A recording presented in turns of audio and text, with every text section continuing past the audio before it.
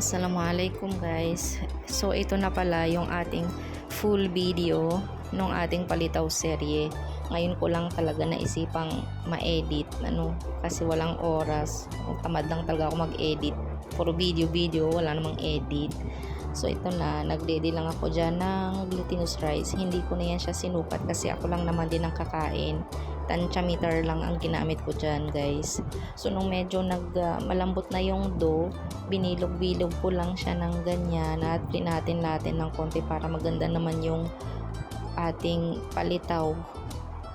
Nag-ready na rin pala ako dyan ng mainit na tubig.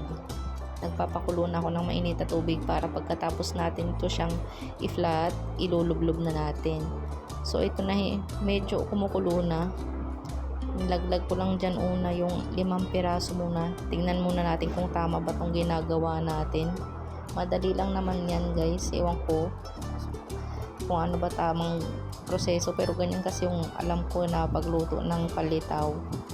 Bali 10 piraso pala yung nagawa ko. 5 o 4 na piraso yung nakain ko nung umaga. Tapos yung 6 nilagay ko sa fridge kasi sayang naman kung masisira. Ayaw din naman ni Rashdan yan kasi hindi niya daw kilala.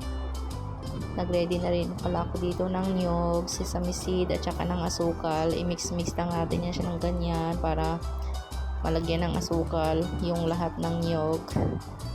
At dyan natin i-mekos-mekos yung ating palitaw. So ayan na guys, ganun lang kadali.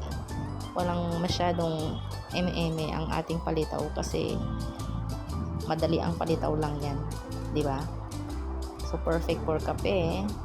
Di man tayo nakakauwi ng Pilipinas guys, at least nakakakain tayo ng pagkaing Pinoy, di ba? So ayan na yung ating palitaw paired with kape. So bye bye guys, till next video.